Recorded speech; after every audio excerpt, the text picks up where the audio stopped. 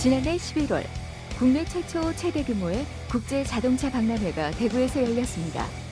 세계 20개국에서 참가한 200여 개의 자동차 연관 기업들이 하나같이 첨단 기술을 자랑하며 미래 자동차의 청사진을 보여주고 있죠.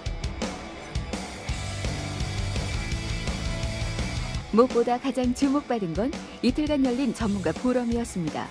글로벌 라인업으로 구성된 70여 명의 국내외 전문가들이 미래 자동차 산업의 비전을 제시했습니다. 국토부는 자율주행차의 상용화를 위해서 기술 개발을 지원하고 인프라를 확충하고 제도를 개선하는 큰 세 가지 틀로 지금 정책을 진행하고 있습니다. 기술 개발을 지원하는 부분에 있어서는 세계 최고 수준의 자율주행차 테스트베드인 KCT를 구축하고 임시운행 허가 제도를 시행을 하고 지속적으로 개선하는 작업을 하고 있습니다. 4차 산업혁명의 핵심 키워드이자 가장 핫한 먹거리, IT와 자동차의 융합은 산업 생태계에도 변화를 몰고 왔습니다.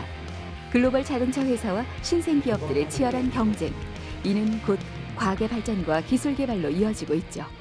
모빌아이 역할은 자율주행의 눈의 역할, 센싱하는 역할과 두뇌에 해당하는 역할을 일부러 하고 있습니다. 그러니까 예를 들면 드라이빙 팔럿이라고 해서 사람이 신호등을 보고 감속할지 노란불일 때, 붉은색일 때 정지할지 판단하는 거, 교차로에 진입할 때 내가 지금 진입해야 될지, 기다려야 될지, 차선을 변경할 때도 마찬가지죠. 뒤에서 오는 차를 봐야 되니까 그런 부분에 대한 드라이빙 팔럿에 있는 알고리즘에 대한 소프트웨어를 제공을 같이 하고 있습니다.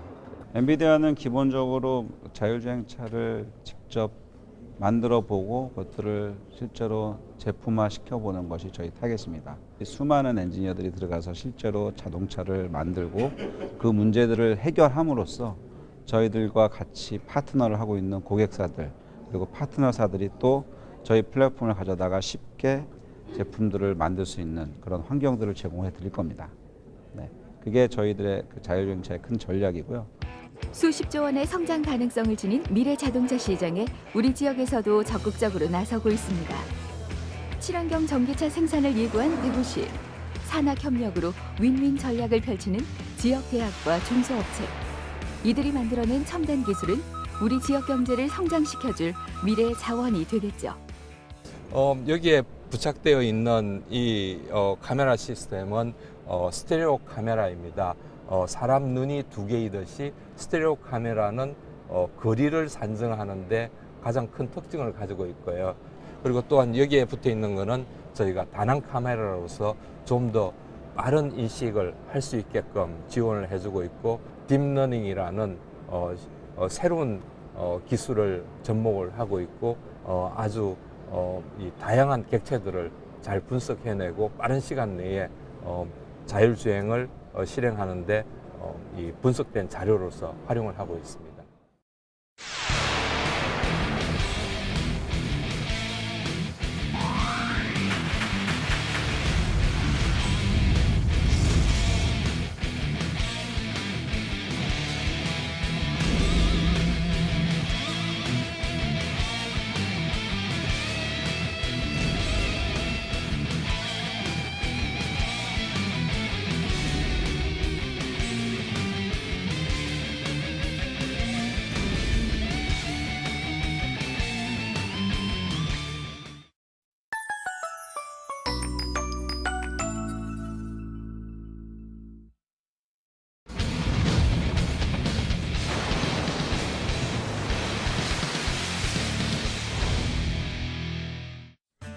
요즘 4차 산업혁명 이런 말 자주 들으시죠?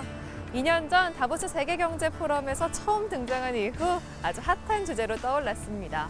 그리고 그중에서도 가장 주목을 받는 핵심 분야가 바로 자동차 산업인데요. 하늘을 달리는 자동차 아니면 부르면 알아서 찾아오는 자동차. 더 이상 영화 속 이야기가 아닙니다. 머지않은 미래 우리 곁에 찾아올 미래 자동차의 이야기입니다.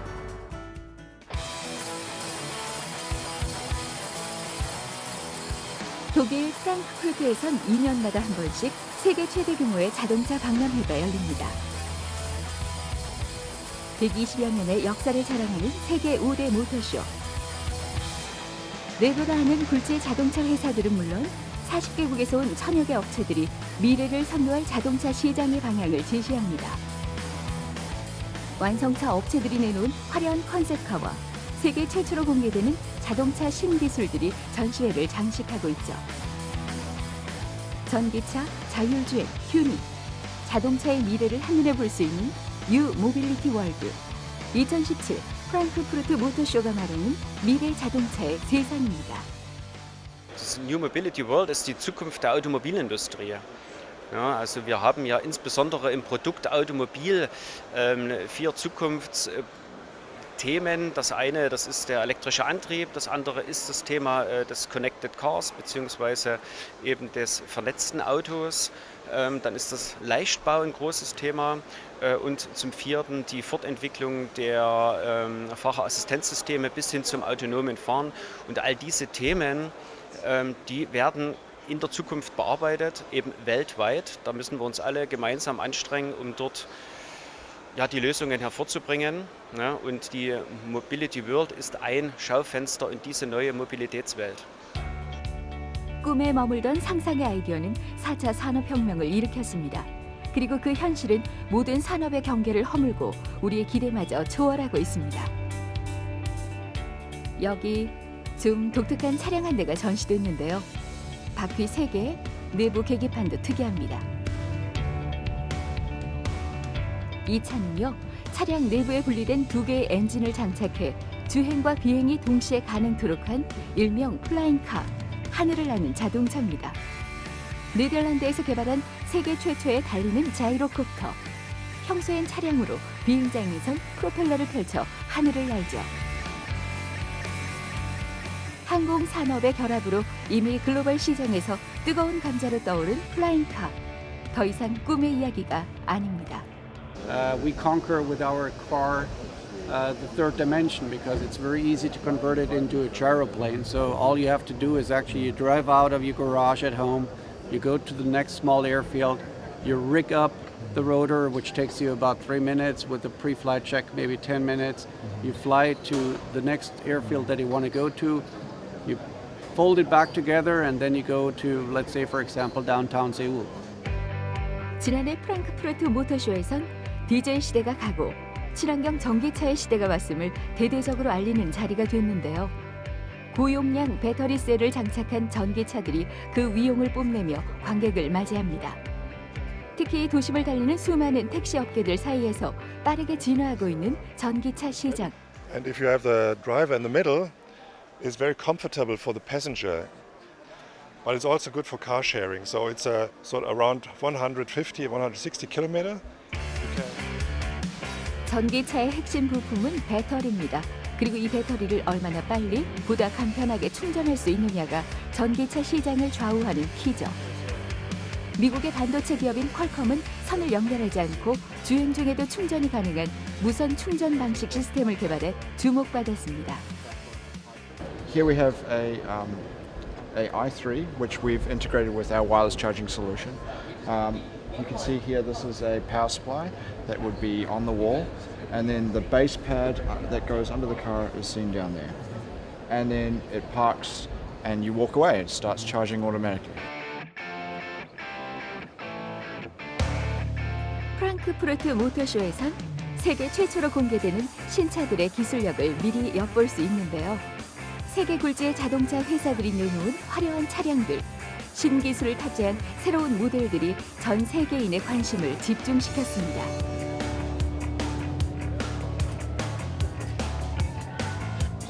마치 대세를 입증하듯 선보인 대부분의 새 모델들이 모두 친환경 전기차. 디지털화와 전기를 기반으로 한 미래 이동성은 이번 프랑크푸르트 모터쇼의 핵심 주제이기도 한데요. 지구 생존과 미래 먹거리에 대한 고민으로 자동차 시장에 변화의 바람이 불고 있음을 보여줍니다. 계속 이제 전기차가 얼마큼 중요하다는 거, 특히 우리나라는 이 환경에 대한 부분들은 당장 눈에 보이질 않기 때문에 당장 연비가 좋은 것만 택이라는 이런 부분들이 많습니다. 당장 1, 20만 원 절약해서 애들 학원 보내는 게 더 중요하다고 판단을 하거든요. 근데 환경에 대한 것들은 눈에 보이지 않지만은 부메랑입니다. 우리의 후세들한테 건강에 영향을 줄 수도 있고 안전에 영향을 줄 수 있는 게 바로 배출가스라는 이런 부분들은 지속적인 교육과 홍보나 캠페인이 상당히 중요하거든요. 이런 것들이 좀 취약하다 볼 수가 있고요. 또 하나의 도시형 미래 자동차로 사람들의 이목을 끈 것은 튜닝카입니다. 벤츠 전문 튜닝 업체인 칼슨. 베이스 차량의 외관은 물론 성능까지 모두 업그레이드. 이렇게 출시된 튜닝 모델은 자동차 시장에서 새로운 브랜드로 인정받고 있는데요. 튜닝 전문가들은 말하죠. 미래 시장에서 튜닝 산업은 더 확대되고 고급화될 거라고 말이죠. Well, the tuning business definitely has changed with the new technologies that are coming out. So it's definitely a different game now. But there's always going to be a demand for individualization, customization, and this is something that we'd like to focus on. Normally, Carlson only does Mercedes-Benz, but in the future we would like to do also the Korean brands as well, because I think there's a very big demand in that market. 이번 모터쇼의 하이라이트는 역시 자율주행이었습니다. 다양한 컨셉카들이 공개된 메인 전시장. 특히 벤츠에서 선보인 스마트 비전 EQ42.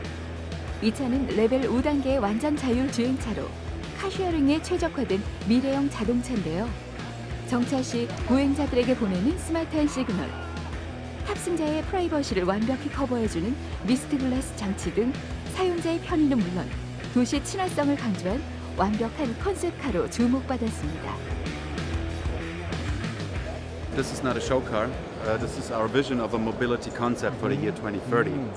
You get in and basically we have a lot of room here because it's a very short car, but we have no dashboard, we have no steering wheel, and we have no pedals. So if you want to share your ride, you get a proposal and you see the person, you see a profile of a person, and you see some recommendations there, and you can share your ride with the person. And that's the good thing is that you don't share a ride with a complete stranger, but you somehow know the person. And in that case, 사람 없이도 위치를 파악하고 주변 환경을 인지하고 스스로 판단해서 자동차가 움직이도록 하는 안전하게 움직이는 그런 그 새로운 시스템, 컴퓨터 제어 시스템이 그 추가되어 있어서 사람이 없이도 작동되는 주행하는 그런 자동차를 자율주행 자동차로 볼 수 있고요. 그런데 자율주행 자동차가 되면은 자율주행 자동차를 통해서 언제든지 내가 필요한 때에 그 차를 이용할 수 있다고 하면은 내가 꼭 그 성인 한 명당 거의 한 대를 가질 필요가 없잖아요. 그런 그 새로운 교통 체계의 중요한 요소가 이제 자율주행 자동차가 될 수 있는 거고. 호출 한 번에 언제 어디로든 찾아오는 자동차. 복잡한 도시에서 유용한 교통수단인데요. 이 차의 탑승자는 오직 승객뿐, 운전자도 운전대도 없는 자율주행 로보택시 큐브입니다. 올해 출시를 목표로 지난해 프랑크푸르트 모터쇼에서 공개됐는데요. 소유의 가치는 물론 공유의 개념마저 무너뜨린 무인택시 큐브. 미래형 셔틀카로 주목받았습니다. 큐브에는 운전자를 대신해 도로 상황을 감지하는 수많은 센서가 장착돼 있죠. 그리고 에이다스 기능을 통해 교통 시스템을 스스로 인지하고 판단해 제어하는 능력을 갖췄습니다. Yeah, so this is our approach for driverless vehicles, vehicles without steering wheels, without brake pedals, where we see a great potential that these vehicles could play an important role in the mobility of the future. Yeah? And since Continental is preparing much of the technology basis for vehicles of today, it is important for us also to play a key role in this future world of mobility with driverless vehicles. And therefore we have set up this development platform, which we call Cube. Continental. 사용자 인증 센서를 통해 언제 어디서든 손쉽게 이용 가능한 무인 자율주행 택시 큐브. 미래형 시티카 컨셉으로 교통체증 심한 도심에서 그 활용도가 높을 것으로 예상하고 있죠. 하지만 아직은 한정된 경로만을 오가는 제한적인 자율주행의 한계, 그리고 탑승자는 물론 보행자의 안전까지 완벽히 보장돼야 하는 안전 문제 등 수많은 과제가 남아 있습니다. Yeah, there are several challenges. First of all, you have to replace things which a human driver is doing typically. Perception of the environment, yeah, in a complete way and in any situation. Also in critical situations like adverse weather conditions and so on. To really have a holistic sensor platform which is able to perceive every critical situation so that a safe driving is ensured at all times. This is one of the core challenges. 콘티넨탈의 호출형 자율주행 시스템은 자가용에서도 발휘됩니다. 주차장에 주차된 차를 직접 찾아가지 않고 무선 호출만으로 부를 수 있는데요. 자율주행 픽업 서비스인 셈이죠.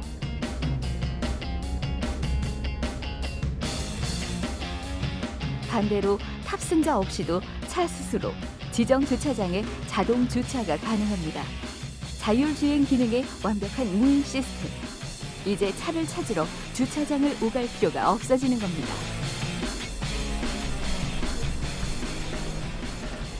지금 이제 자동차 자체가 이제 변화가 되는 거고요. 자동차가 이제 판단 기능을 갖고 또 인프라하고 연결되고 또 차량 간에 연결되고 하는 그런 그 하나의 그 융합 시스템으로 바뀌어 나가는 새로운 자동차로 변화가 되는 거고, 누가 더 잘하느냐, 어느 나라가 뭐 어떻게 그런 그 산업 간의 그런 협업 체계를 잘 만들고 또 인프라를 잘 구축하고 또 그런 것들을 주도적으로 수행할 수 있는 인적 자원을 어떻게 잘 확보하느냐, 뭐 이런 것들이 좀 중요한 이슈가 될 걸로 보입니다. 격변하는 자동차 시장. 세계의 트렌드는 전기 에너지를 기반으로 한 스스로 움직이는 자동차, 자율주행을 향해 달리고 있습니다. 인공지능, 딥러닝, 5G 통신기술, 4차 산업혁명이 몰고 온 미래 자동차 세상. 상상으로 존재했던 꿈의 자동차가 지금 여기 우리 눈앞에 놓였습니다.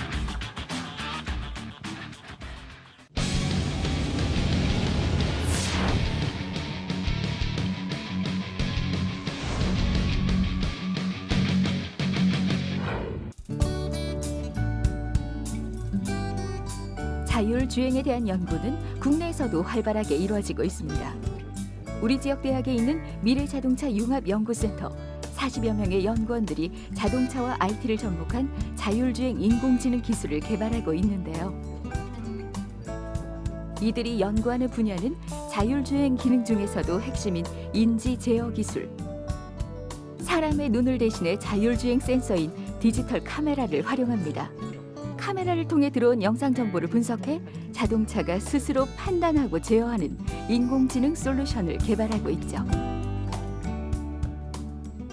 지금 보여드릴 소프트웨어 툴은 자율주행 시뮬레이션 툴입니다. 이게 저희가 항상 실차 주행을 할 수가 없잖아요. 그래서 이런 식으로 소프트웨어로 이렇게 자율주행 테스트를 할 수 있도록 저희가 직접 만든 툴이고요. 사람이 직접 찍은 다양한 환경에서 찍은 그 데이터를 가지고 실제 환경을 모사해서 이렇게 딥러닝 자율주행 저희가 만든 알고리즘이 이렇게 사람이 주행하는 것처럼 실제 테스트를 하고요. 실제 찍은 영상을 변환을 해서 이렇게 진짜 주행하는 것처럼 그렇게 테스트를 하는 거고요. 제가 맡고 있는 파트는 자율주행을 하기 위해서 저희가 카메라 센서를 주로 쓰고 있기 때문에 사람이 받아들이는 시각 정보를 머신이 비슷한 수준으로 인지시키기 위한 알고리즘들을 개발하고 있습니다. 이제 여기 지나가는 차들이 어떤 그러니까 차 종까지는 아니지만 차의 종류, 뭐 트럭이면 트럭, 자동차면 일반 차량이면 차량, 사람 뭐 이런 식으로 자동으로 이제 어느 위치에 있는지를 찾아서 분류해 줄 수 있는 그런 인공지능 시스템을 개발을 했고요. 그래서 그런 것들을 하기 위해서 기본적으로는 딥러닝 알고리즘들을 연구를 하고 있습니다. 이곳은 2014년에 만들어진 자동차 주행 시험장입니다. 국내 유일의 지능형 교통 시스템을 갖춘 첨단 시험장. 많은 스마트 차량들이 시험 운행을 하는 곳이죠. 연구원들은 시뮬레이션을 통해 테스트했던 주행 기술을 이곳에서 실제 차량에 적용해 봅니다. 사실 연구팀이 개발한 시각 인지 기능은 이미 다수의 국제 대회에서 인정받은 기술인데요. 10만 개의 영상을 1000개의 카테고리로 나누어 물체를 정확하게 인식하고 분류하는 능력, 딥러닝으로 가능했던 기술입니다. 현재는 인공지능 중에서도 딥러닝이라는 이제 우리나라 말로 심화학습이라고 하는데 딥러닝 기술을 적용해서 복합한 상황들을 판단해야 됩니다. 그래서 디지스트는 그 카메라 영상으로부터 사람이 제일 1단계에서 인식을 하듯이 그 주변 상황을 이제 그 딥러닝 기술로 판단을 하는 그런 부분에 연구를 하고 있습니다. 이미 알파고를 통해 널리 알려진 딥러닝. 알파고가 바둑에서 일어나는 수많은 경우의 수를 미리 학습을 통해 배웠던 것처럼 실제 도로에서 발생할 수 있는 다양한 장애물과 주행 상황을 반복 학습으로 인지하는 건데요. 비지스트 연구팀은 카메라를 기반으로 한 시각인지 딥러닝 기술입니다. 중앙에 하나, 좌우에 하나씩 차량 전면에 모두 석 대의 카메라를 부착해서 이를 통해 들어온 영상 정보를 딥러닝하는 거죠. 지금 보시는 화면이 전방에 카메라가 지금 보고 있는 화면이고요. 이게 지금 현재 직진 구간인데 직진 구간에 대한 영상을 분석을 해서 차선을 분석을 하고 그 다음에 제어값을 추정을 하는 기존의 차선 자율주행을 할 수 있는 방법을 적용한 현재 결과입니다. 그래서 현재 보시는 요 값은 현재 스티어링 값입니다. 그래서 마이너스 1도, 0도 정도는 사실상 거의 현재 직진이라고 보시면 되고요. 보시는 바와 같이 현재 저희가 적용하고 있는 자율주행 알고리즘은 딥러닝이 아니라 기존의 컴퓨터 비전 기술을 이용해서 전방에 있는 영상으로부터 차선을 검출하고 인식을 하고 그리고 그 다음 단계에 자율 스티어링 값을 추정하기 위한 판단 알고리즘이 들어가 있습니다. 직선 도로에서 일정 시간 차선을 유지하거나 제어하는 시스템은 이미 국내에서도 상용화된 기능입니다. 하지만 좌우는 물론 앞뒤 상황을 판단해 차선을 변경하는 복잡한 자율주행은 딥러닝을 통해 가능하죠. 실시간으로 초당 30프레임씩 최소 10만 번 이상의 동일한 주행 환경을 분석해 가장 높은 확률값을 뽑아내고 그 데이터가 바로 자동차가 스스로 인지하고 판단하는 값이 되는 거죠. 지금 설명드릴 차선 자율주행은 이번에는 딥러닝을 적용했습니다.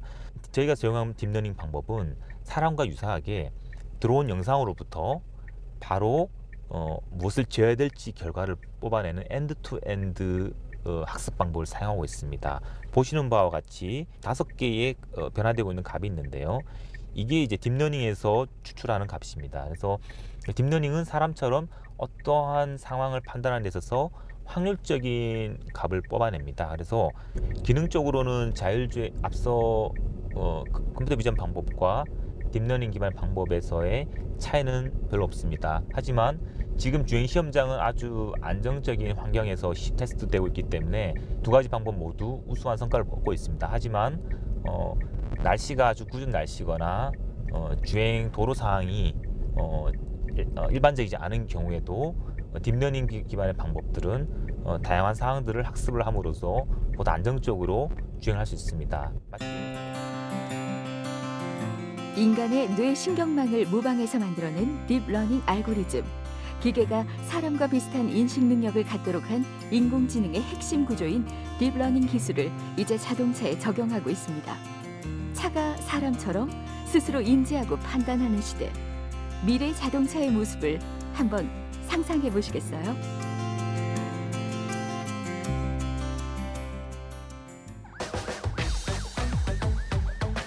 지난해 10월 대구에서 열린 대학생 자율주행 경진대회입니다. 전국의 대학생들 중 자율주행 자동차에 대한 기반 기술을 연구해온 학생들이 그간의 연구를 뽐내고 테스트해보는 기회인데요. 예선을 통한 8개 대학팀이 본선 대회에 출전했습니다. 본선 참가팀들에게 모두 동일한 차량과 부품이 지급됐습니다. 자율주행에 필요한 기본적인 센서들을 장착한 소형 전기차죠. 센서의 배치와 작동 능력은 참가팀들의 몫이고요. 여기에 각 팀들이 구성한 자율주행 프로그램이 차량을 움직이는 기술입니다. 네, 카메라 같은 경우에는 흔히 아시는 그냥 이미지 장치고요. 예, 그래서 외부에서 들어오는 이미지에 대한 처리를 하기 위한 기본 모듈이 되고요. 라이더 같은 경우에는 이제 레이저가 계속 회전을 합니다. 회전하는 레이저가 이제 빛이 반사되는 시간을 측정을 해서 거리 값을 만들어내는 센서입니다. 네. 네, 그리고 이제 뒤에 달린 게 이제 GPS입니다. 위치를 인식하고자 할 때 쓰는 센서입니다. 먼저 계명대학교 팀의 자율주행차가 출발합니다. 첫 번째 미션은 1번부터 20번까지 번호가 적힌 목표물을 찾아가는 미션입니다. 일명 배달 미션. 차량마다 주어진 5곳의 지정 목표물 앞에서 5초간 정차한 후 다시 출발해야 하는데요. 이 모든 것이 운전자 없이 차량 스스로 해내야 한다는 거죠. 운전자가 탑승하지 않고 자동차 스스로 움직이는 레벨 5단계에 해당하는 완전 자율 주행 기능입니다. 부분적으로 자율주행이 이미 시작되고 있는 상태고요. 이런 시대가 한 10년 이상 지속되리라고 생각합니다. 그래서 언젠가는 안전자율주행, 그러니까 사람이 관여하지 않는 그런 안전자율주행 시대가 오겠지만 앞으로 한 10년에서 20년가량은 일부는 사람이 운전하고 일부는 시스템이 운전하는 부분 자율주행 시대로 계속 진행될 거라고 저는 개인적으로 그렇게 생각합니다. 운전자가 관여하지 않는 완전 자율주행. 차량에 장착된 각종 센서들이 운전자를 대신해서 차를 움직이는데요. 한동대학교 팀의 자율주행차가 출발합니다. 학생들의 손을 떠나 차가 출발하면 더 이상 사람이 할 수 있는 일은 없습니다. 이제 차량 스스로 알아서 움직이죠. 무난히 출발한 듯 보였는데 지켜보던 학생들의 표정이 좋지 않습니다. 뭔가 잘못된 걸까요? 목적지를 향하던 차량이 엉뚱한 곳에서 멈춰버렸습니다. 계속해서 이어지는 대학팀들의 배달 미션. 경북대학교 팀의 차량. 출발한 지 얼마 못 가서 구조물과 충돌, 미션 실패.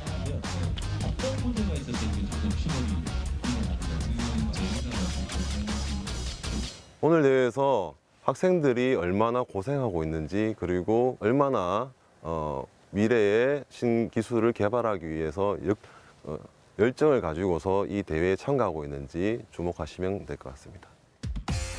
준비 기간만 꼬박 7개월, 자동차, 전자, 컴퓨터, IT 기술까지 모든 공학 기술이 융복합된 자율주행차. 차량에는 운전자를 대신해 도로의 상황을 인식하는 각종 센서들이 장착됩니다. 지금 많은 팀들이 이제 그래서 그 중요한 GPS 정보를 위주로 사용을 하고 있는데요. 저희는 그거를 좀 더 보완하고자 정확한 위치 보정을 위한 이제 라이다 정보를 같이 융합을 하고 마찬가지로 카메라도 전방에 이제 2개를 이제 달아서 스테레오 카메라로 구성했습니다. 그러면은 카메라 정보만으로도 이제 그 앞 장애물 간의 거리 정보를 사용할 수 있기 때문에 그 점으로도 좀 다른 학교하고는 약간 차별적인 특징이 아닌가 싶습니다.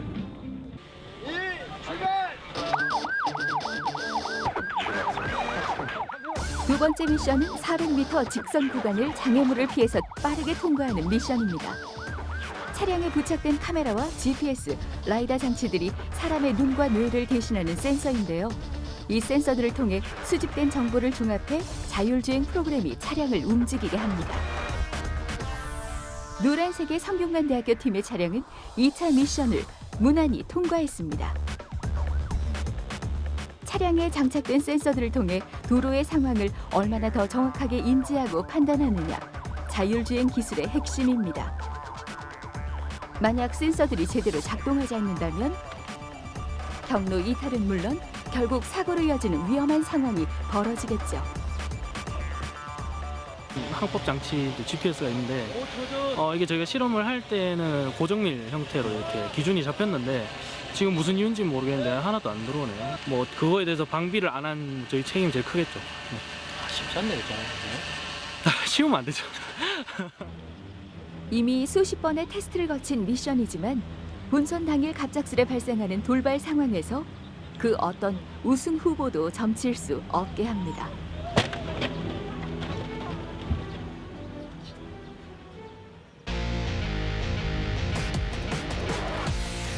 출전한 모든 팀이 동일한 차량과 부품을 사용하더라도 장착 위치와 시스템 작동 능력에 따라 미션 수행의 당락이 달라지게 되는 자율주행.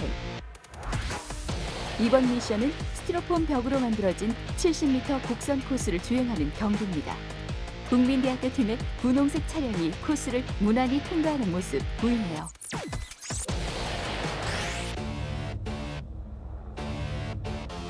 (2013년부터) 경연제로 열리고 있는 대학생 자율주행 경진대회. 회를 거듭할수록 참가 대학들의 연구력과 기술력이 향상되고 있습니다. 곡선 주행 미션을 수행하고 있는 충북대학교 팀의 차량입니다.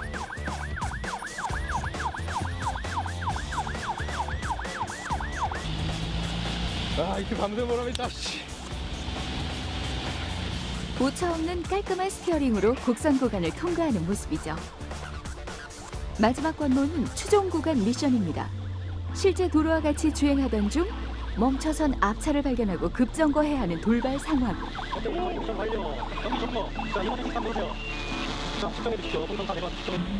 차는 안전하게 멈춰섰습니다. 하지만 여기서 중요한 한 가지 더. 앞차와의 간격이 5m에서 10m 이내. 안전거리에 안착하는 것이 중요한 점수 요인이 됩니다. 정확하게. 네, 통과했습니다. 모든 미션을 완료하고 완주한 충북대학교 팀입니다. 다른 팀들 하는 거 보고 좀 안타깝기도 했고 저희 팀 준비도 많이 하긴 했지만 잘 될지 몰라서 걱정 많이 했는데 그래도 잘 된 것 같아서 기분은 좋습니다. 1위는 충북대학교 타이어팀입니다. 축하드립니다. 1위는 모든 미션을 완료하고 최종 주행평가에서 3분 40초를 기록한 충북대학교 팀. 3천만 원의 연구 지원비가 지급됩니다. 1위 팀은 3분 54초의 주행 시간을 기록하면서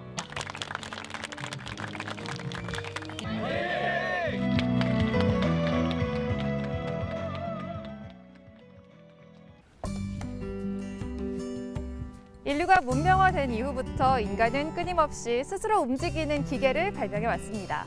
그렇게 생각은 현실이 됐고 지금 우리 눈앞에 이렇게 스스로 움직이는 자동차가 있습니다.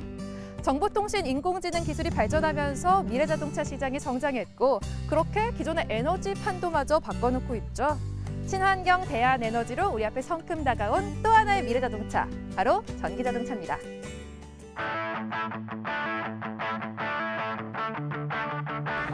자동차 시장에 부는 변화의 바람은 국내에서도 쉽게 찾을 수 있습니다. 심각한 대기 오염과 함께 환경 문제에 대한 관심이 높아지고 있는데요. 얼마 전 대구에서 전기차 에코랠리 행사가 열렸습니다. 이미 전기차가 한 시내에 2,000여 대 보급이 됐기 때문에 시민들 그 차는 중간중간에 좀 많이 보입니다. 그런데 그 시민이 일시적으로 여러 차종을 동시에 체험하게 함으로써의 그 전기차를 선정하는데 어떤 기여를 하는 측면도 있고요. 또 한 50대 넘게 5, 60대가 동시에 노출됨으로써 시민들에게 우리 대구가 전기차 선도 도시라 하는 이미지도 심어줄 필요가 있습니다. 그런 측면에서 에코랠리 행사를 기획하게 됐습니다. 전기차에 대한 일반인들의 관심을 높이기 위해 열린 대구 전기차 에코랠리. 이번 행사는 운전자들이 직접 참가해 자신들의 전기차 성능을 서로 비교하고 대결하는 이벤트입니다.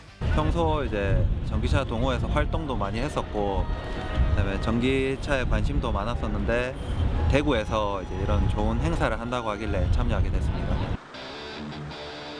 사실 자동차 역사에서 전기 자동차는 가솔린 차량보다 50년이나 앞서 개발됐습니다. 하지만 원유 가격 하락과 내연 기관차의 대량 생산에 밀려 전기 자동차는 시장에서 완전히 사라지게 됐죠. 그 후 1990년대 미국 캘리포니아주에서 내세운 배기가스 제로법과 함께 다시 등장한 순수 전기 자동차. 그리고 독일의 한 자동차 회사에서 일으킨 배기가스 조작 사건은 세계의 자동차 시장의 흐름을 완전히 돌려놓게 됩니다. 전기 자동차가 최근에 부각이 된 이유는 일단은 국제적으로 환경에 대한 부분들이 관심이 높아지고요. 지구 온난화 가스 문제, 또 연소 이 가스에 대한 어떤 건강이라든지 환경에 끼치는 영향에 대한 것들, 또 기술 개발이 되면서 예전에 이 배터리에 충전시키는 전기 에너지와 더불어서 또 효율적인 모터라든지 각종 시스템이 개발이 되면서 훨씬 더 예전에 비해서 장점이 부각됐다는 것이죠. 우리나라에선 지자체를 중심으로 전기차 보급에 나서고 있는데요. 지난해까지 전국에 보급된 전기차가 25,000대, 대구시엔 2,400여 대가 있습니다. 최근 3년 사이 그 보급률이 빠르게 증가하고 있지만 여전히 많은 운전자들은 전기차 구입을 주저합니다. 전기차를 경험해 볼 수 있는 기회가 상당히 적었다고 볼 수가 있어요.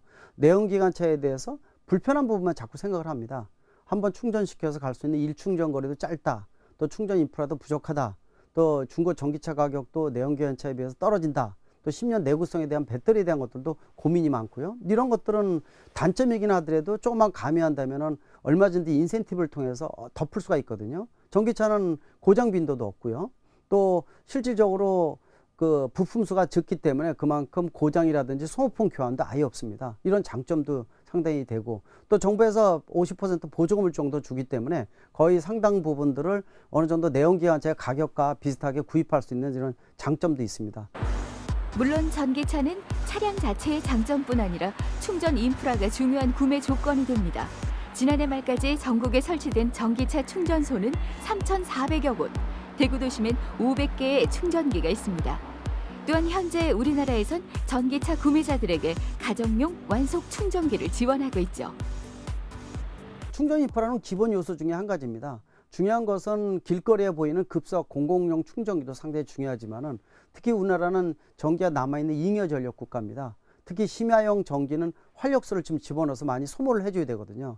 따라서 결국 전기차가 보급이 되면은 심야용 전기를 쓰게끔 만들어줘야 된다는 거죠. 그러기 위해서는 공공용 급속 충전기도 설치가 중요하지만은 야밤에 집에서 편하게 완속 충전을 해서 이 잉여 전기분을 소모해주는 역할도 상당히 중요합니다. 잉여 전력을 쓸 수 있는 장점뿐 아니라 연료 유지비 면에서도 저렴한 전기 자동차. 내연 기관차에 비해 최대 10배까지 절약되는데요. 한 해 2만 킬로미터를 주행한다면 충전 비용은 연간 30만 원 정도. 전기차 운전자들이 직접 참가한 대구 전기차 에코랠리. 전기차의 장점을 한껏 뽐낸 시간이었습니다. 총 주행거리는 30km 했고 차량 운전을 해보니까 일단 조용해가지고 승차감이 좋고 그 다음에 안에 소음이 적어서 좋은 것 같아요. 참여할 때는 별 생각이 없었는데 하고 나니까 재미도 있었고 네 좋은 것 같아요. 에코랠리에 참가한 차량들은 주행거리와 배터리 소모량을 체크해 우승자를 가렸는데요. 정해진 구간을 가장 경제적으로 운전한 차량에 가장 높은 점수가 부여됐습니다. 지자체들이 전기차를 차세대 자동차로 꼽고 전기차 보급에 나서는 이유가 있습니다. 대구시가 전기차 보급 정책을 목적을 두 개로 가져가고 있는데 하나는 환경을 개선하는 측면이 있고 하나는 산업을 키우는 측면이 있습니다. 전기차를 보급함으로써 우리 분지형 대구를 깨끗한 공기로 환경을 좋게 하는 측면이 있고요. 전기차 보급을 통해서 각 산업이 모여들게 해서 우리 자동차 산업을 친환경차로 확대시켜 나가는 그런 측면, 두 개의 측면을 저희들이 정책을 가져가고 있습니다. 구매 보조금 지원과 각종 세금 면제, 다양한 혜택을 통해 전기차 보급에 가장 높은 성장세를 보이고 있는 곳이 바로 대구입니다. 탄소 배출량 없는 친환경 도시, 머지않은 미래, 우리 지역의 모습이 될 수 있을까요?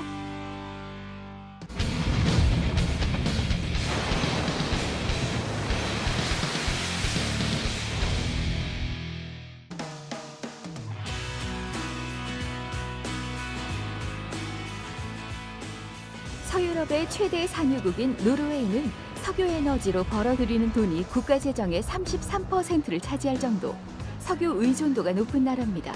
그런 노르웨이가 지금 석유가 아닌 전기로 주목받고 있습니다. 전 세계에서 전기 자동차 보급률이 가장 높은 나라 노르웨이.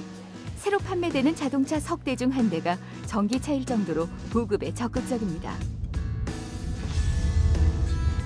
노르웨이의 수도인 오슬로 근교에 사는 산스무 씨. 2년 전 아내의 출퇴근용으로 전기차를 구입했다는데요.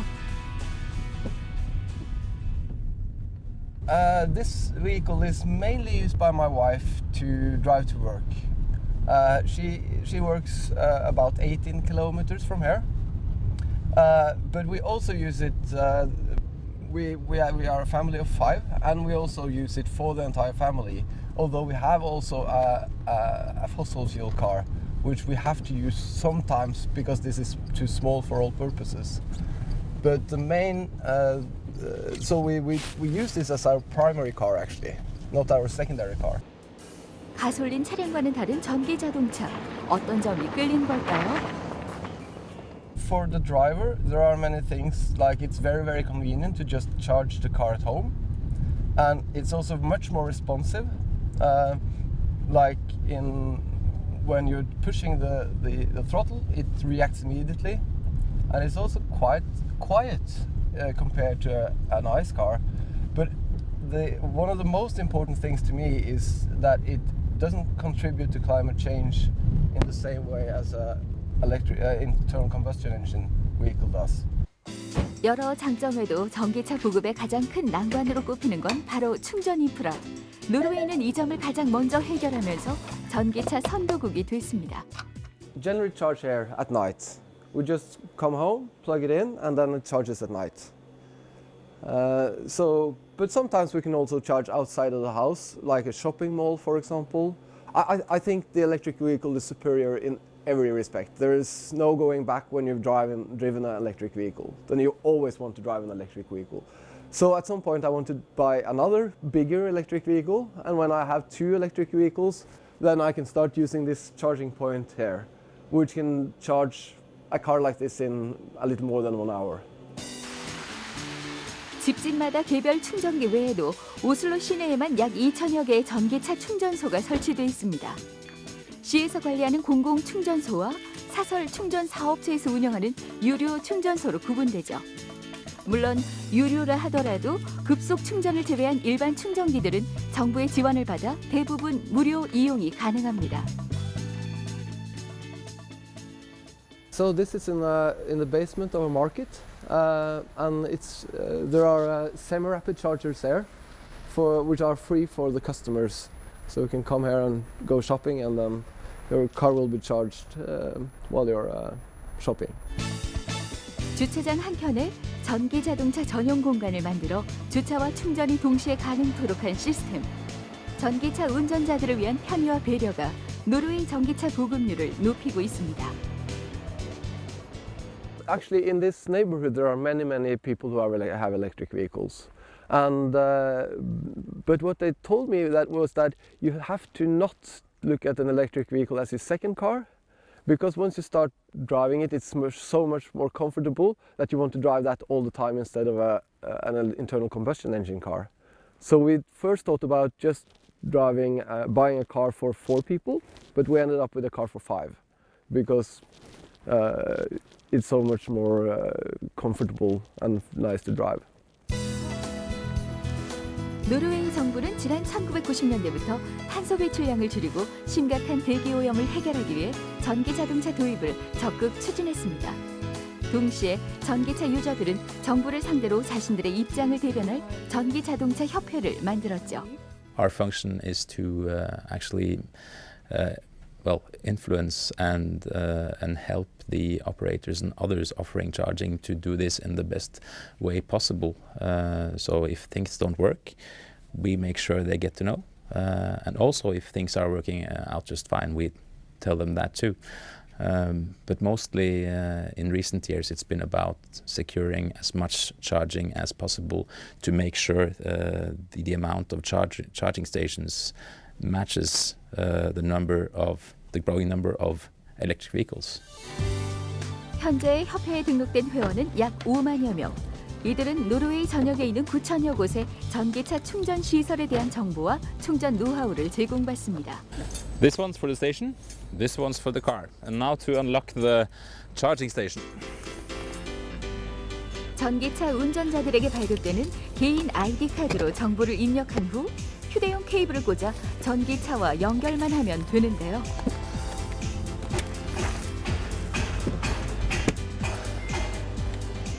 So, there you can see my battery is quite low. There's only one light. 충전 램프에 불이 켜지면 연결이 제대로 된 거죠. 그리고 차량 앞유리에 부착된 타임 스티커로 주차 시간을 기록합니다. 11. At the time, which means I can stand here for 16 hours from now on. So this will tell the parking officer that I'm allowed to stand here for 16 hours, which means until tonight. But if I don't do this, I might get a parking ticket. So it's important that even though I'm able to park for free, I have to use this to show when I arrived. 전기차 운전자라면 누구나 최대 16시간까지 도심 내에 있는 모든 공공 주차장에서 무료 주차와 무료 충전이 가능합니다. 이는 오슬로뿐 아니라 노르웨이의 거의 모든 지자체에서 시행되고 있는 정책이죠. In Norway, the method has been to develop this through the municipalities, starting there. Like in Oslo, you find lots of charging points around the city, spread around. This started out as a free service and still is. So that's a way to, that's an incentive to tell car owners that if you choose to go electric, zero emissions. 다양한 혜택으로 도심 운행에 최적화된 전기차. 반면 주행거리가 짧아 장거리 운행엔 취약하다는 단점이 있습니다. 이를 보완하기 위해 협회에서 개발한 스마트폰 어플입니다. This app will show you when you need to charge based on the range of your car.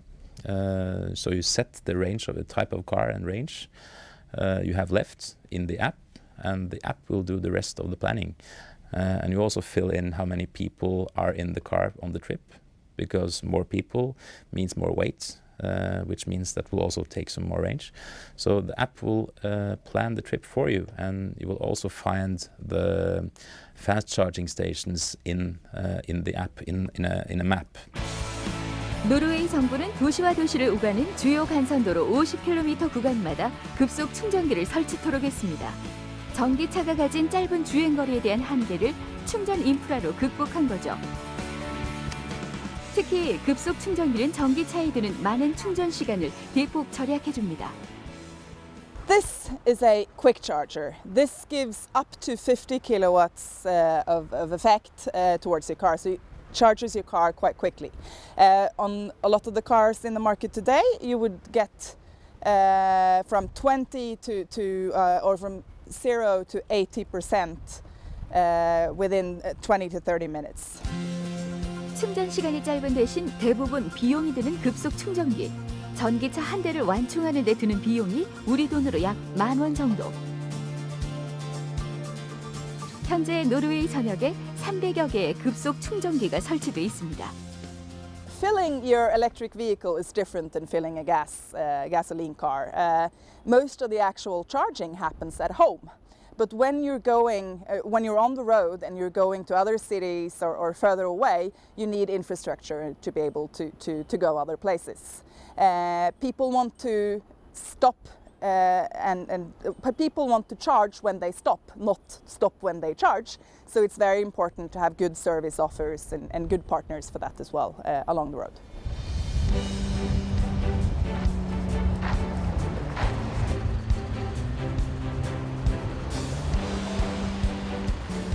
도시의 풍경을 바꿔놓은 노르웨이 전기차 보급 정책. 산유국 노르웨이가 전기차 천국이 될 수 있었던 이유, 정부의 강력한 인센티브 정책에 있습니다. It's a very strong policy that has been around for many years. So it's basically 3 points that is important to stress, and it's cheap to buy an EV, or an EV should always be competitive. So it's a lot of financial incentives, like no purchasing tax, no VAT, but also an EV must be cheap to use. So the electricity price, free parking, free electricity and so on has all been very important. Also, the third one is that an EV must be practical to use, practical and convenient. And that means necessary charging infrastructure, but also reserved parking for EVs, and also use of bus lane.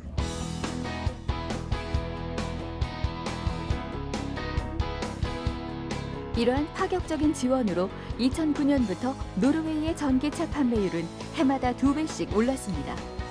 지난해 6월엔 전기차 판매량이 내연 기관차를 앞설 정도였죠.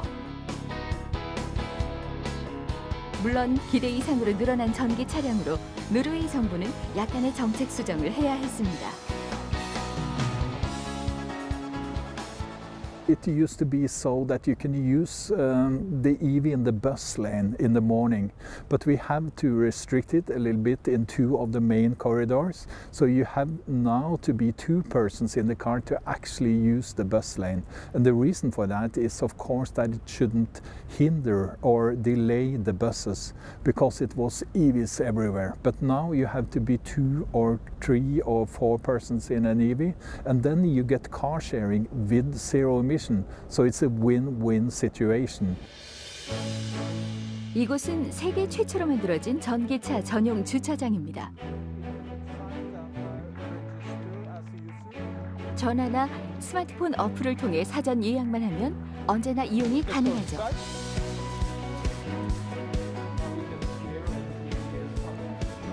(13세기의) 왕궁으로 지어진 건물의 지하 요새. 방공호였던 곳을 전기차 전용 주차장으로 개조했습니다. 100대의 차량이 주차 가능한 공간. 전기차 100대가 동시 충전이 가능한 곳이죠. You can see its sensors in the ground. Everything is connected to the traffic system and also the application. So people can see in advance if it's occupied all spaces or if it's possible to go here. And also all electricity here is for free. Also we use a smart grid system. So when every car is coming in the morning, because people often commute and go to work, they can park and everybody charge at the same time. 천혜의 자연 환경으로 대부분의 에너지를 수력으로 충당하는 노르웨이. 그 덕에 다소 저렴하게 공급되는 전기료는 전기차 확산의 결정적인 계기가 됐습니다. 노르웨이에선 앞으로도 늘어나는 차량 수에 맞춰 전기차 10대당 최소 1개 이상의 충전기를 갖추도록 했습니다. In Norway, it's 9,000 charging places if you look at Norway as a whole. But 2,000 of them are actually in Oslo, and most of them is owned by our agency. It's owned by the city. So 1,300 is owned by the city, so it's 2,000 available parking places. Some are slow charging or normal charging, as we prefer to call it, 3.6 kilowatt, but there are also some quicker ones and quick charging. So what we do is putting up chargers everywhere in the city, but the growth has been tremendous for electric vehicles. Every second car sold is actually electric, so we have to build much more the next year. So we will triple the amount of chargers, but also make it more efficient with quicker chargers. 현재 노르웨이에선 전기차에 많은 혜택을 주는 반면 내연 기관차에 오히려 더 높은 세금을 부과하고 있는데요. 얼마 전 노르웨이 의회에선 앞으로 7년 후인 2025년부터는 가솔린과 디젤 차량의 판매를 전면 금지하고 100% 전기차만을 판매한다는 야심찬 계획을 발표하기도 했죠. Here in Oslo, you can see a lot of EVs everywhere. So probably nowhere on the planet you can see more EVs. And the reason for that is basically that it's been a very good and consistent policy for EVs for many, many years. So it was a broad political settlement with all the political parties from the left to the right and all in the middle agreed upon making it easy to be an EV driver. So it was a lot of financial incentives, but also it was putting up charging, because we thought that seeing is believing. Putting up charging, parking for EVs would tempt people to actually change to zero-emission cars. So that was the basic idea.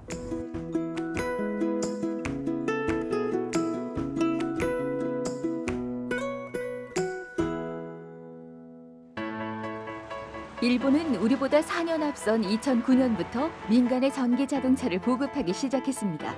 현재 10만 대의 전기차를 보유하고 있죠. 충전 인프라는 일본 전역에 충전소 4만 개가 설치되어 있습니다. 무엇보다 세계에서 가장 먼저 순수 전기차를 양산하기 시작한 곳이 바로 일본의 자동차 회사입니다.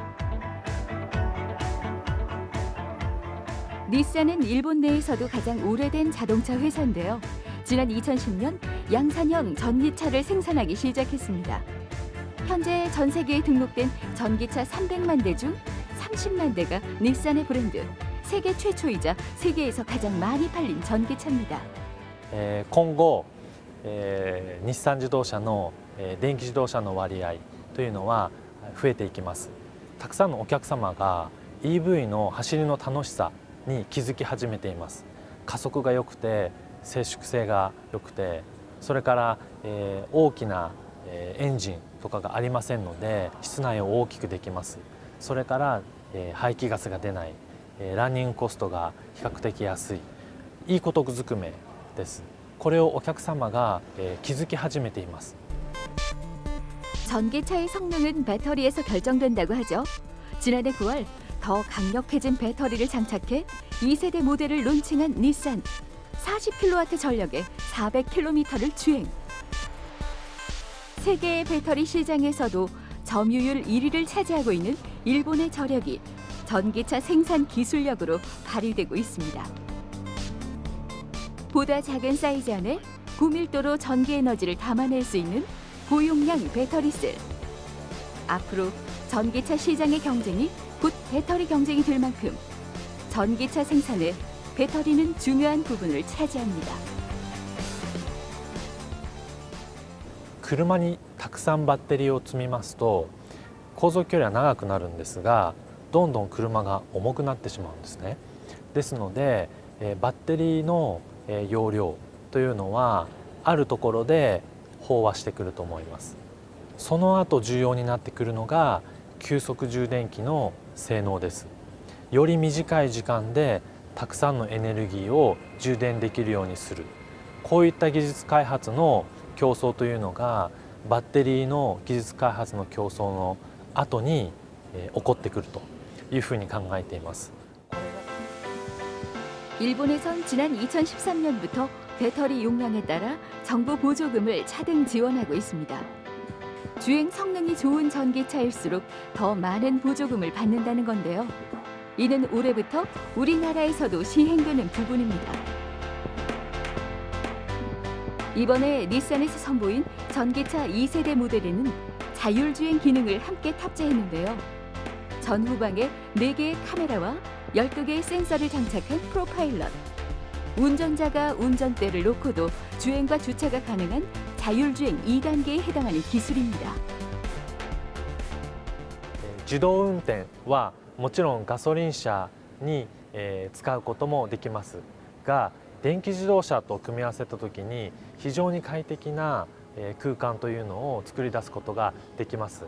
ですので電気自動車と自動運転の相性はとてもいいです。まず電気自動車は非常に静かでスムーズに走ることができます。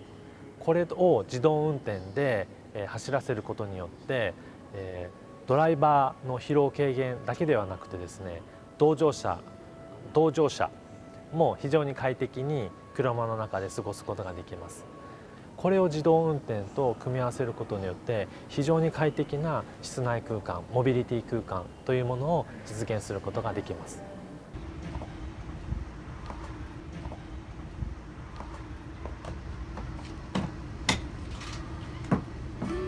전기차 인프라부터 전기차 생산까지 많은 공을 들이고 있는 대구시가 얼마 전 국가 브랜드 대상에서 전기차 선도 도시에 꼽혔습니다.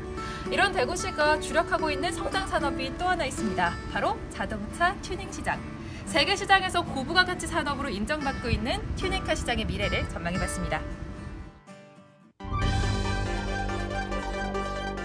미국 네바다주 라스베가스에선 매년 11월 북미 최대 규모의 자동차 부품 튜닝 전시회가 열립니다. 전 세계 100여 개국, 3천여 개의 자동차 업체들이 참가하는 글로벌 자동차 박람회. 일명 세마쇼는 튜닝카 산업의 중심지 미국에서 세계 튜닝 시장의 흐름을 한눈에 볼 수 있는 대규모 행사입니다. Do the auto body. I do paintless dent repair. Just wanted to see what was new out there in the market. I like the older muscle cars, so we're looking for that. We're looking for paint because that's what we do. We do a lot of paint work, body work. So we kind of come out and look at the cars and see what people are doing. 바이어부터 셀러까지 자동차 마니아라면 결코 놓칠 수 없는 세계 최대 튜닝카 축제. 단 나흘간 열리는 이 모터쇼에 연간 10만 명의 관객이 찾아옵니다.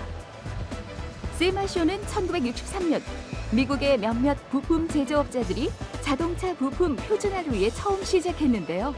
현재는 전 세계 튜닝 시장을 대표하는 마켓이 됐습니다. The SEMA show is the largest gathering of small businesses in America. We connect manufacturers in the specialty equipment industry with buyers from all over the world.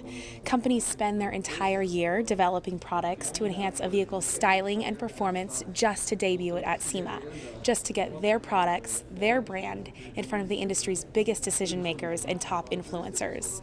In turn, people come to the SEMA show to discover the latest trends and leading innovations in the aftermarket because they know this is the place to find them.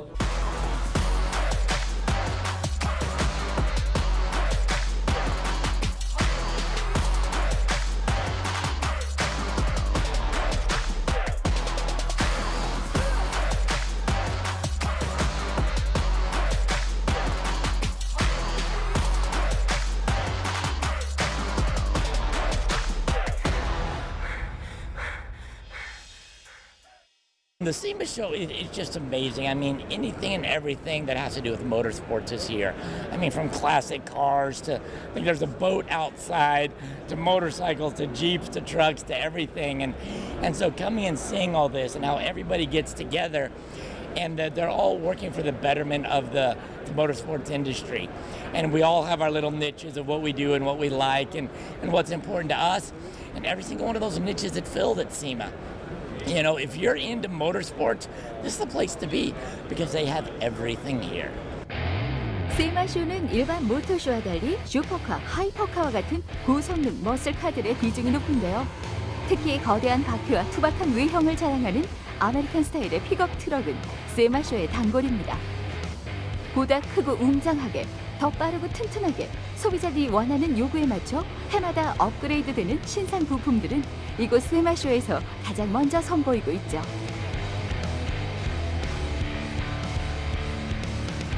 I'm a shop owner and I like to see what's the latest product for installation for Jeeps and off-road aftermarket. Shocks are very important to us on the trail off-road. We do a lot of driving in Johnson Valley, and so shocks are very important to us. Make sure to have that we have the best product when we're out there. 현재 세계 자동차 튜닝 시장은 100조 원에 이릅니다. 그리고 해마다 평균 5%씩 성장하고 있죠. 자신만의 개성을 표출하고자 하는 현대인들의 욕망이 자동차 튜닝 시장을 거대하게 만들었습니다. 해마다 규모가 커지고 참여 업체 수가 늘어나는 이곳 세마쇼만 보더라도 튜닝 시장의 미래가 엿보이죠. We like to participate in the SEMA show because a lot of our customers come here. We find a lot of new customers at SEMA as well. And it's a good way to meet everybody, shake everybody's hands, and to show a lot of new product. Being here at SEMA is very important. It helps us bring our brand to the world marketplace. If you're not here and you're in the aftermarket segment, you don't get known. This is where our products are discovered. This is where our retailers find new opportunities to grow their business, and therefore where the consumers discover great new options for their vehicles. 세마쇼에서 선보인 튜닝 스타일은 완성차 제조사들에게 영감을 주기도 하고 이후 자동차 산업의 새로운 트렌드를 만들어내기도 합니다. We made a shock. When we had the adjustable shock, people loved it so much that they were always adjusting them. So we thought, let's make a shock that you can adjust from inside the Jeep. So that's exactly what we did. You turn on the air compressor, soft, firm. So you can be driving down the road and you want to have a nice soft ride, you put it there. Uh-oh, here comes some bumps. Nice and firm to handle the bumps. So really a nice, quick adjustment. 오프로드형 차량에서 필수 튜닝 목록으로 꼽히는 서스펜션이란 장치인데요. 차체에 가해지는 충격을 흡수해주는 역할을 합니다. 미국 유타주의 웨스트 조던에 있는 자동차 부품 제조업체입니다.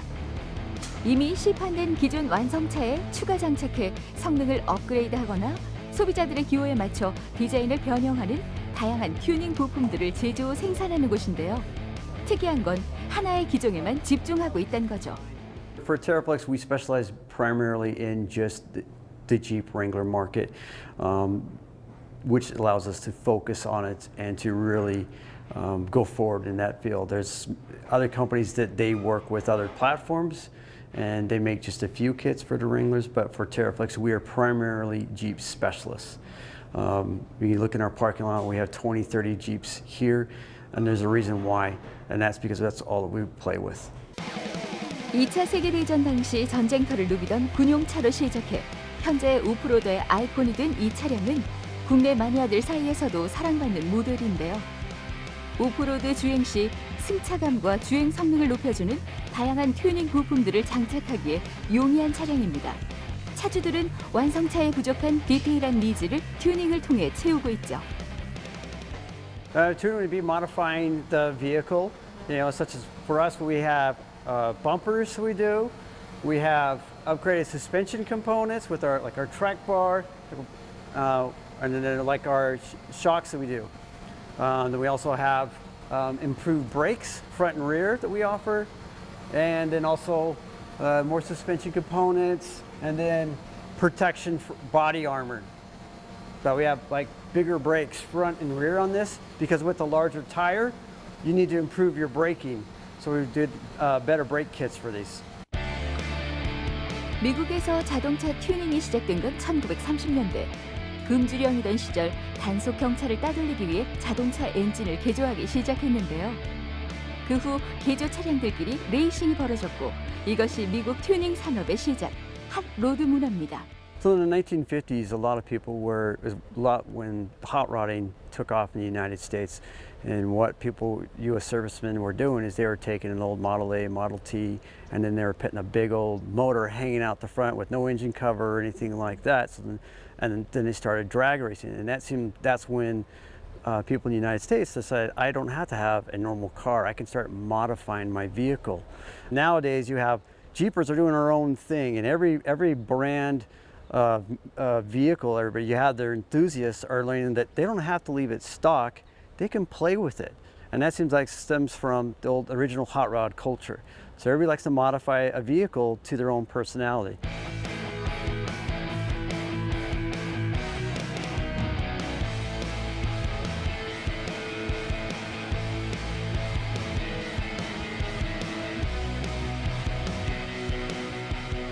미국에서 자동차 튜닝은 개인의 의지입니다. 정부 인증을 받고 안전 기준을 지키면 큰 제약 없이 누구나 자유롭게 튜닝을 할 수 있죠. Each state has its own set of rules, modifications as to what can happen on a vehicle. Some states are very lenient. Utah, we used to have yearly inspections on our vehicle. What's mostly common is that you have to have sometimes mud flaps that cover up the back of the tire, where the tire can't sit beyond the fender line. But for the most part, in the United States, it really varies. There's some states that don't allow any kind of modifications, but most of them do allow the end user to do some modifications to their vehicle.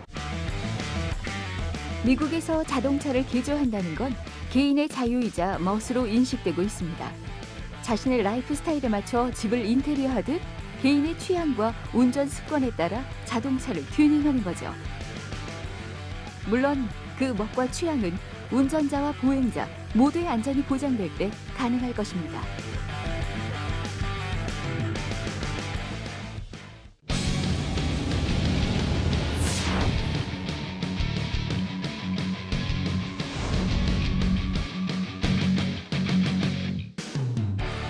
국내 자동차 마니아들이라면 누구나 주목할 튜닝카 레이싱 대회가 대구에서 열렸습니다.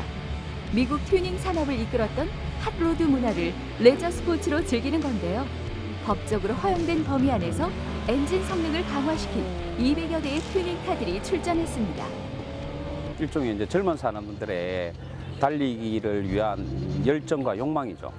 젊은 사람들에서는 이제 굉장히 심장 박동수도 빠르고 젊은 친구들이 음악 템포도 빠르듯이 차도 빠른 차를 튜닝을 해가지고 빠르게 달리고 싶어하는 욕망 때문에 튜닝을 하고 경기를 하는 겁니다. 튜닝카들의 드래그 레이싱은 자동차 마니아들 사이에서도 모터스포츠의 꽃으로 여겨지죠. 그 하이라이트는 400m 직선 코스 질주.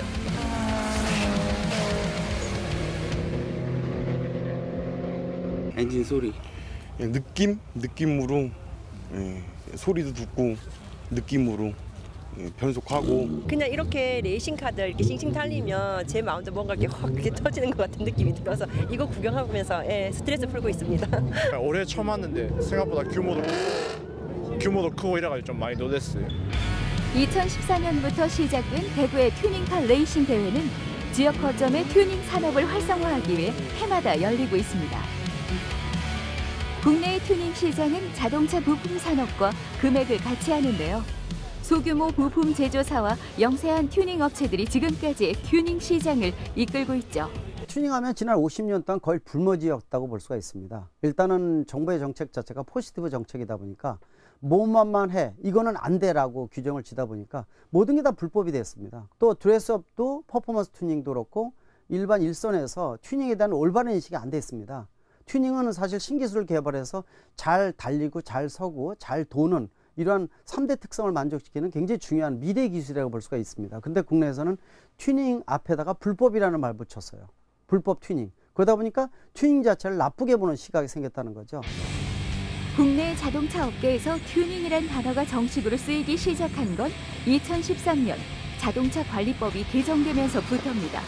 이전까지 자동차 튜닝은 모두 불법 개조란 인식이 높았죠. 연간 100조 원에 달하는 세계 자동차 튜닝 시장에서 우리나라가 차지하는 비중은 0.5%, 주요 선진국들에 비해 매우 협소한 수준입니다. 우리 자동차 업계에 있는 그 입장에서 보면은 사실은 이 튜닝 시장이 앞으로 엄청난 그 수익이 있다. 또 시장성이 있고 또 고용 창출도 많이 될 수 있는 그런 분야입니다. 그래서 우리 골목에는 무조건 튜닝 시장이 앞으로 나가야 될 방향이다 하고 열심히 노력을 하고 있습니다만 이게 우리가 바라는 만큼 규제 완화라든지 이런 게 조금 더디게 가고 있는 게 사실입니다.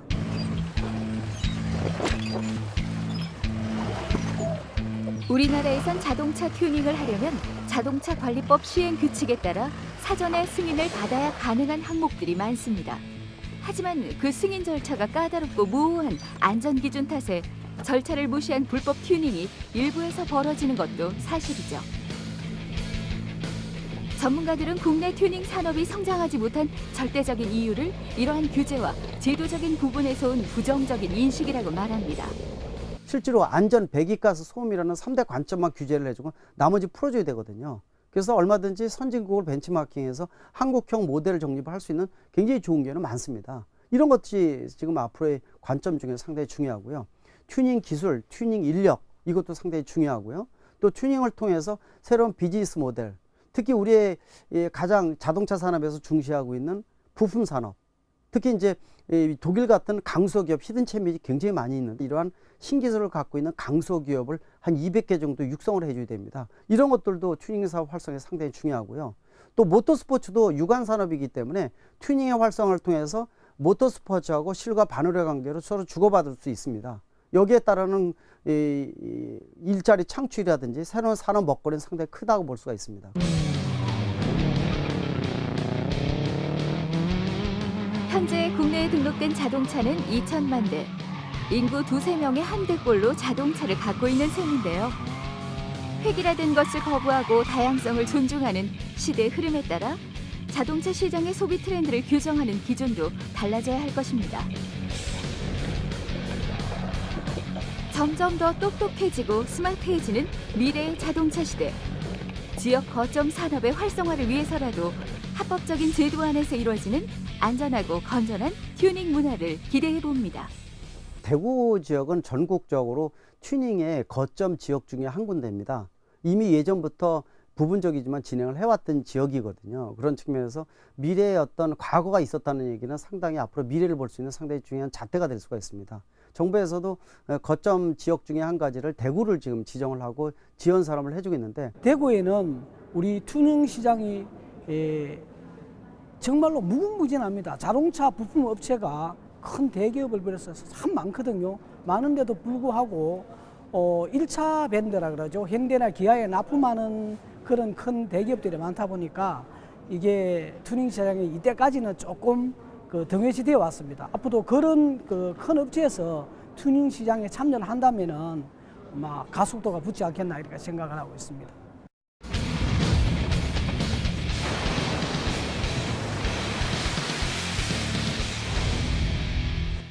지금의 가솔린 자동차가 세상에 나온 건 1886년 미국의 벤 칼츠가 세 바퀴 연소차를 발명하면서부터였습니다.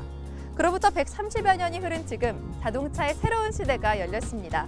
친환경적이고 비용 효율적이고 또 알아서 움직이는 자동차. 어쩌면 이보다 더욱더 혁신적인 모습으로 우리를 놀라게 할지도 모릅니다. 4차 산업혁명 시대와 더불어 빠르게 변하고 있는 자동차 산업. Beyond the Future. 지금까지 미래자동차였습니다. 우리나라 튜닝 시장은 연 한 600억 시장 정도 됩니다. 일본은 40조 시장이기 때문에 튜닝만 가지고 그 발전을 한다기보다는 그 주위에 인프라가 얼마만큼 잘 돼 있느냐에 따라서 튜닝 발전은 더 빨리 지속되고 산업 발전도 빨리 된다고 확신합니다. 친환경차, 특히 전기자동차 같은 경우는 퍼스트 무버, 앞으로 가는 선두주자의 역할도 좀 필요하다고 보고 있습니다. 그런 측면에서 좀 더 보급이라든지 또 국민들이 전기차를 보는 어떤 긍정적 인식도 중요하고요. 다시 말하면 인큐베이터 모델인데 바깥에 나가서 혼자 숨쉬고 살 수 있게끔 만들어주는 이런 역할을 수년 이내에 이루어져야 된다는 거기 때문에 아마 이런 한국형 전기차 보급 시스템을 얼마큼 빨리 구축하느냐가 우리나라가 이 세계 시장에서 글로벌 전기차 시장으로 떠오를 수 있는 상당히 중요한 관건이고 지금이 바로 그 시기 중에서 가장 중요한 이 시기가 아닌가 이렇게 판단할 수가 있습니다. 우리의 오토노머스 드라이빙 자율주행차는 반드시 찾아올 것입니다. 레벨 1부터 5까지의 오토노머스 자율주행 드라이브 레벨 단계가 있다 그러면 지금 현재 우리나라의 단계는 2.5입니다. 그래서 2.5에서 3을 치고 어떻게 4로 나가느냐가 가장 큰 포인트라고 생각하는데 앞으로 5년 또는 10년 후에 이 시대는 반드시 올 것입니다.